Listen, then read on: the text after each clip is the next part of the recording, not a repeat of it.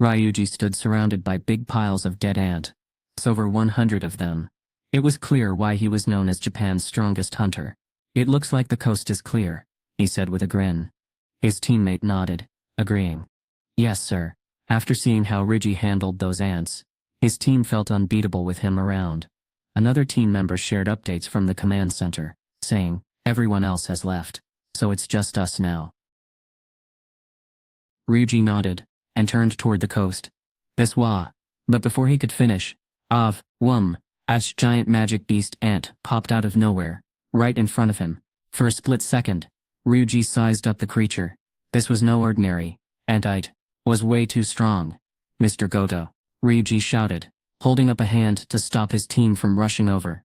"I've got this." He knew his crew would only get in the way against a monster like this. Time to show what he could do. It was best if Ryuji handled this on his own without any help. His teammates gave him space, trusting him completely. Ryuji carefully pulled out his sword. "Ant, you've got some serious presence," he said. The ant didn't move a muscle, as if it could sense how strong Ryuji was and was startled to a standstill. If it had made even the slightest move, Ryuji would have cut it into pieces in an instant. Then the ant opened its mouth. "You're the king?" it asked. Ryuji's eyes widened in surprise. "King," he replied, clearly startled. Ryuji couldn't believe his ears. An ant was talking to him. Everyone knew that magical creatures were super smart and had their own languages. But hearing one speak up close was mind-blowing. He smirked, feeling pretty cool about the whole thing. "King," he muttered, half joking, half serious. President Matsumoto had once talked about creating an empire of hunters, and in Ryuji's imagination, he was the only one worthy of the throne. "Yeah, I'm the king," he said with a grin. The ant twitched like it had just gotten the answer. It was searching for. Then boom. It let out a blast of magic that made Ryuji jump back in surprise. He totally didn't see that coming. His eyes popped out of his head. What was happening? The air turned ice cold, making his skin prickle with goosebumps. He had felt this kind of creepy feeling before. Jin-Woo sung. Then, in a flash, Ryuji's head hit the ground as the magic beast ant attacked. Arg. The Korean team was totally overwhelmed by the swarm of ants. Dongwook, Taju Jongan and even the cameraman were battling a non-stop wave of magic beasts, but there seemed no end in sight. Could only hear his own heavy breathing. Huff, huff. He wiped blood from his brow with the back of his hand. Without their healer, he wondered if this was the end. They had no way to win against so many magic beasts. Yunho knew fighting back wouldn't do much good, but he couldn't just give up. He'd already lost 2 close friends in this terrible place, and he wasn't about to lose his own life too. With a fierce cry, he smashed another ant, but more kept coming, relentless. Kush, kush, kush, kush. The ants swarmed around him, their eerie sounds filling the air. Yunho shook them off hard, and pressed his back against the wall to protect himself from being attacked from behind. His breath came in ragged gasps. Huffs as he frantically scanned the area for any sign of the other hunters. They'd been fighting together just a little while ago, but now all he could see was a swarm of ants. He didn't want to believe what he was seeing.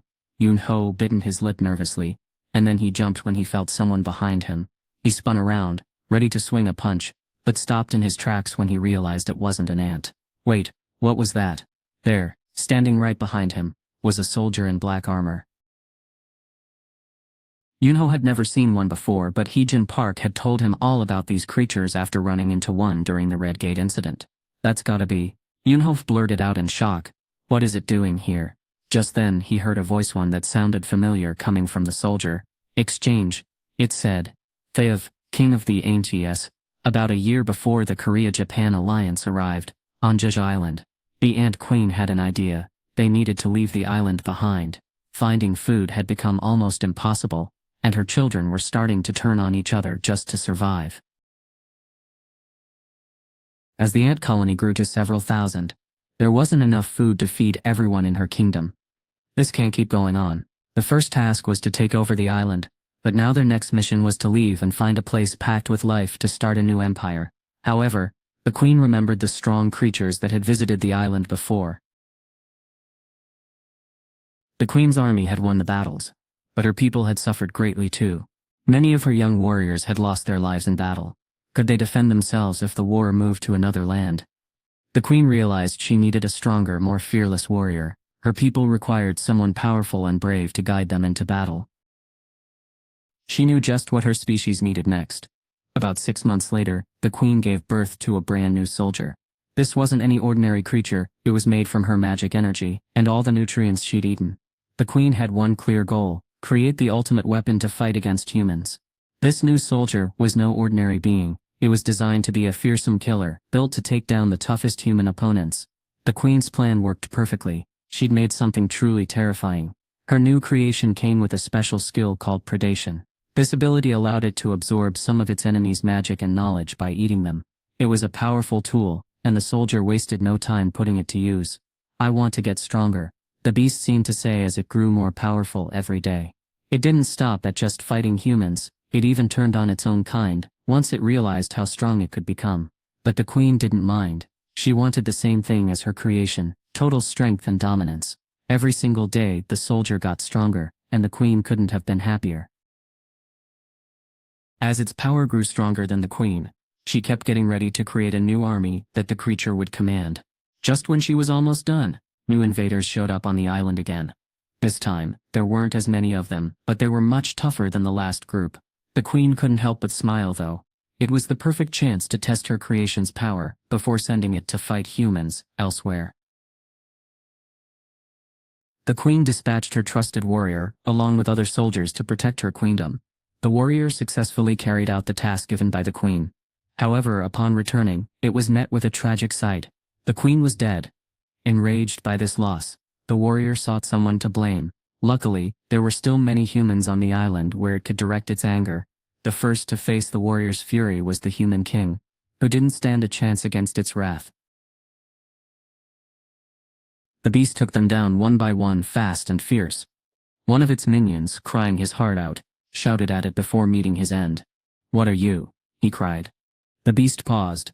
Its predation skill let it soak up the human's critical thinking, so now it had to think about that question. What am I? Once, it was just one of the queen's soldiers following orders and serving without question. But now that the queen was gone, what did that make it? In this vast empire there was only one creature strong enough to lead its soldiers, and there was only one word worthy of someone in that role. Cunning. The monstrous ant king had just defeated his enemy's king and thought he was ready to rule. Cunnage. With a sharp bite, the ant king ended the last human standing, claiming his place as the new ruler. But then, he suddenly looked toward his castle. A huge surge of power shot out from where the queen was laid to rest. It felt like a storm was coming. This wasn't the kind of strength a regular soldier would have. Could it be another king? The beast stood up and began moving toward the castle, sensing that something dangerous had arrived. It all happened without warning, like a bolt out of the blue. The TV station's control room was buzzing with excitement, like a big party as they broadcasted the raid. But everything changed when a strange ant with wings appeared on screen. The mood quickly shifted from cheerful to shocked. The crew hurriedly shut down the stream, and almost instantly the phones started ringing non-stop. People were calling in left and right, some confused, others worried. Answering. One of the employees nervously walked up to the executive director and whispered, "Sir, I just got word that our phone lines are about to crash because so many viewers are trying to call in." The director slowly looked up. "What? You think I should show that stupid ant tearing those hunters apart?" One person shouted. "No, sir." Someone else stammered. The broadcast had cut out right when the massive magic beast ants started wrecking the hunters one by one. The audience was super curious about what happened next. But the network couldn't really show hunter mag getting tortured or hunter men being eaten alive. The director groaned and buried his face in his hands. It's over. It's all over. This had been a huge gamble for the network, and it all fell apart because of one little ant. Over. The room was silent, filled with tension. No one dared to speak a word. Except for one guy. The producer had been staring at the monitors with a serious look on his face. "Sir," he called out nervously. "What now?" Someone else just showed up." The director didn't even flinch. "Unless Jesus Christ himself walks in that door," he said firmly. "I don't want to hear it." But the producer tried again. "It's over." The director snapped, cutting him off. Realizing the director wasn't going to listen to anything else, The producer cranked up the volume as loud as it could go. Escore. Askria. The room was suddenly filled with ear-piercing screeches from the ants. The director's eyes widened in shock and everyone else in the room gasped too. The control room staff hurried to gather around the big screen.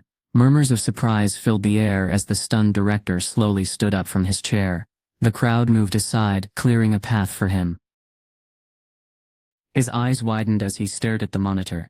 "Dear God. Oh Lord." The director blurted out the words, even though he wasn't really a religious guy. Then he turned to his crew, his voice rising with excitement. "What are you all doing? Just standing around? Why isn't this on air yet?" he shouted. "If we hold back something this huge, it's going to be on all of you." The director was practically jumping with excitement, but the producer quickly pulled him back and said, "Hold on, if we go live now. The show will air live, with no delays at all. If something unexpected happens, there's nothing we can do about it." They had already used up the 10-minute delay between when they received the broadcast and when it went live. That's why they couldn't stop the stream anymore. "We've got nothing left to lose now." Someone said. "Huh? We've already stopped the broadcast once, so we've got nothing to lose." "That's true." Just then, a mysterious hunter walked into view on camera.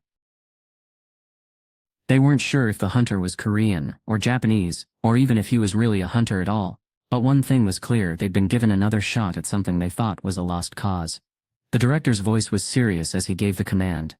"Air it," he said. "No matter what happens, just air it." He pulled up a chair and sat down next to the producer. "The future of our network is in that man's hands," he added. Meanwhile, even as death loomed, the cameraman had no regrets.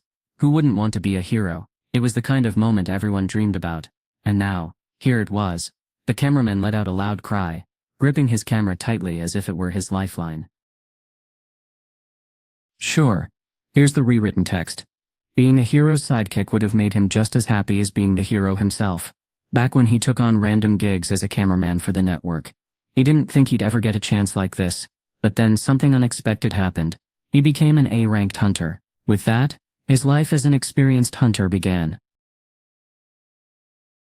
In the end, he found himself right in the middle of an epic raid, which gave him the perfect opportunity to film an incredible showdown. Korea's top hunters defeating a powerful S-rank boss. And guess what? He was the one behind the camera capturing all the action. The video shows how brave they were and the tough choices they made to stop those monstrous ants. He nodded, satisfied. This is good enough, he thought. His work as both a cameraman and a hunter had finally paid off. Yet, one thing filled him with sorrow. His dad, after his mom's battle with cancer, his dad had been his only parent. Now, the cameraman felt deeply sad knowing he'd never see his father again. Suddenly, an ant bit his shoulder, but he didn't feel a sting. His arm had been numb for a while. He had been holding on for a while, strong like a tank. But now he was hitting his limit. Thud. He fell to his knees. Even in that tough moment, all he could think about was his dad. He couldn't believe the last time they talked. It was just about whether he'd eaten dinner. If only he knew this would happen. He wished he had tried harder to have a real conversation with him. He wished he'd cancelled his plans and spent more time with his dad when his father had visited Seoul. Now all he could do was regret it as the moment slipped away. The cameraman looked up in horror. The giant ant monster's sharp jaws were closing in on his head. His energy was too low to cast a protective spell. Tears filled his eyes as he whispered, "Sorry, Dad." But then us. A loud cracking sound exploded through the air. A shimmering silver blade burst through the ant's skull, splashing sticky liquid all over his face. Huh? The cameraman blinked in shock, unsure of what had just happened. The cameraman's eyes followed the blade, and spotted something that looked like an ant with red feathers on its head. But wait, was it really an ant? No, he was mistaken because both were dressed in black. A mysterious warrior in black armor pulled their sword out of what turned out to be another insect's body. Thud, the insect fell lifelessly to the ground. When the shadowy figure stepped aside, a familiar man appeared and shouted at him. "Open your mouth," the man ordered. The cameraman was confused. "Huh," he replied before the man grabbed his chin and poured some strange liquid into his mouth. He coughed and choked but managed to swallow it all, despite the struggle. The cameraman's voice trembled as he asked, "Whoa. Who are you?" He kept his hand over his mouth, unsure of what was happening. The man didn't reply. Instead, he turned toward the other ants, confused and a little worried. The cameraman scrambled to his feet. Wait, something strange was happening. His legs started moving again, and not just that, his arm had somehow gotten better right after he drank that weird liquid. What's going on here? Did that strange man have something to do with it? No other explanation made sense. That was when the cameraman suddenly remembered where he'd seen that face before. Could it really be wine? Jin-Woo stayed calm as he checked his surroundings. Luckily, he had hidden one of his soldiers near President Baek during their meeting with the Korean team at the Hunters Association gym. It turned out the TV broadcast hadn't been live after all, and the real situation was way more serious than anyone thought. Jin-Woo quickly saved the cameraman because he was the weakest among them, but the S-rank hunters were still surrounded by the giant ants. What should I do? Fang could have easily burned the ants with his fire breath, but Jin-Woo wasn't sure if that would keep the S-rank hunters safe. He needed a different plan. In a flash, Jin-Woo made up his mind and turned to the towering figure beside him. Iron, he shouted. Iron pounded his chest like he understood exactly what Jin-Woo wanted.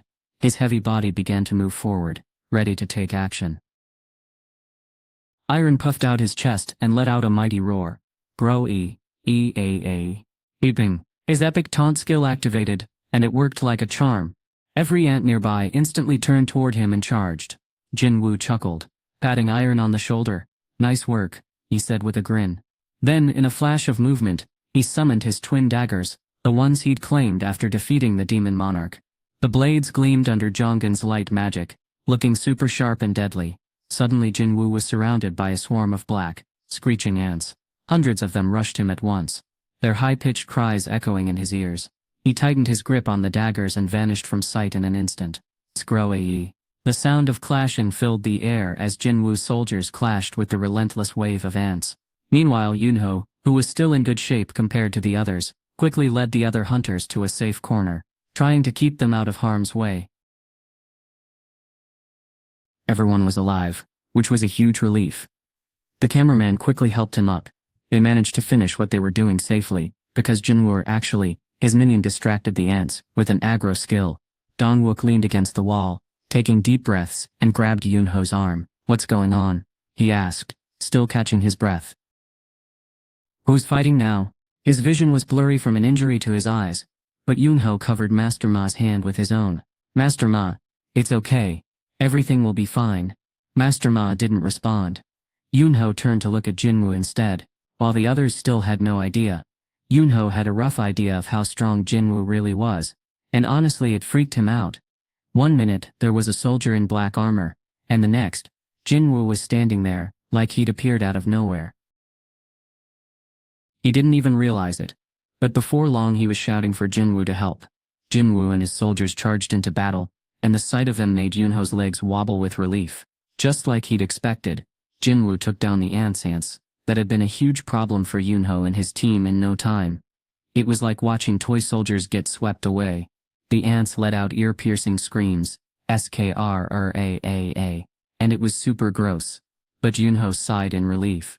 Everything's fine now, he told himself, though he didn't say it out loud to Dong-wook. A new wave of hope sparked inside him. He felt more confident in Jin-Woo's abilities than in all those Japanese S-rank hunters combined. There's nothing I can do here, he thought to himself. Yumon sat down next to Dong-wook, wearing a small smile. For now, the best thing he could do was watch Jin-Woo in action. The director pointed at Jin-Woo and whispered to the cameraman, "Stay close to him. You're about to see something awesome." He'd only heard stories about the Red Gate and the Hunters Guild incidents. Now, he was finally here to witness it all, firsthand. Got it. The cameraman kept a safe distance, so he wouldn't get in the way of the action. He zoomed in on Jin-Woo, ready to capture every move. The strike squad had finished their part, but there was still more to do. Jin-Woo took a deep breath, his heart pounding in his chest. Then, with a swift swing of his sword, he sliced a giant ant right down the middle. He quickly scanned the area, ready for whatever came next. He'd already mowed through about half the ants. Slicing them down one by one didn't faze him at all. This was way easier than surviving the top floor of the demon's castle. Should I speed things up a bit? As he stared at the black smoke curling off the dead ants and shouted, "Our eyes!" The cameraman's blood ran cold. What's going on? Something weird was happening. The smoke swirled in a creepy way and his voice seemed to send chills through the air. A strange gust of wind swept through the underground cavern, which seemed totally impossible, and it sent a shiver down his spine. Just as he noticed how eerily quiet everything had become. Eerie. A dark shadowy hands reached up from the ground, and deep moans filled the air. Gary. The hands pounded against the stone floor, and started pulling their bodies out of the darkness. Whoa, the cameraman blurted out without meaning to. His eyes widened in shock, and he felt a surge of panic. Even after all the crazy things he'd seen as an A-rank hunter, he couldn't believe his eyes. How would the people watching at home react? He stood there frozen in disbelief, as the creatures behind those black hands finally came into full view. They were shaped like ants but surrounded by dark smoke rising from their bodies. Wait, were these magic beast ants? It's unclear whether these creatures were solid, or just swirling gas. They looked like someone crafted giant, black, smoky model ants using dry ice. Hundreds of them crawled out of the ground, creating an eerie scene. The cameraman's heart raced as he struggled to breathe, overwhelmed by what he saw. Jin-Woo, equally astonished, gasped in disbelief at the sight before him. Though he was cooler and calmer than the cameraman, his jaw dropped too. Whoa, all those guys are mine. Unlike the two men who were totally speechless, Jin-Woo couldn't help but grin at his new army. Perfect. Now Jin-Woo's shadow soldiers outnumbered the magic beast ants. He didn't have to lift a finger anymore. He put away his daggers and gave his first command to his new recruits. Don't let even one of them escape. Go! Just like the ants had charged into their den earlier, Jin-Woo's shadow beasts rushed at them. The huge swarm of ants was overwhelmed by a wave of darkness. The control room erupted in cheers. The executive director jumped up, clapping happily, a big weight lifted off his shoulders, as he watched the ants being defeated. It felt like a huge weight had been lifted off his chest, ending years of discomfort in an instant. If he'd been alone, he might have asked the producer to get him a copy of that video clip, so he could watch it whenever he wanted. It would have been the ultimate way to chill out for months or even years. But seeing Hunter by Eun-gu Min's tragic death had been super tough to watch. The situation felt like it was crashing down when the only healer on the team died at the hands of a magic beast. But if they could escape the ants' cave with help from the mysterious Hunter, that would be their best hope.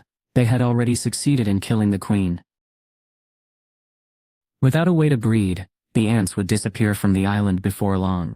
Meanwhile, the Japanese team had called it quits, which meant Korea was off the hook for their promise to Japan. Not only that, but Korea could even hold Japan accountable later on. And here's the kicker. This footage could be sold for a fortune. The director's face lit up with excitement. Where did this good luck come from? His eyes sparkled as he looked at Jin-Woo, clearly thrilled with how things were turning out. Just as things were going smoothly, one of the crew members hurried over. "Sir," he said out of breath. The director nearly jumped out of his chair. He was so startled. "What now?" he asked, frustration creeping into his voice. Everything had been going great, so why was there suddenly a problem? His heart started pounding like a drum. Honestly, he was getting tired of people coming to him with issues all the time.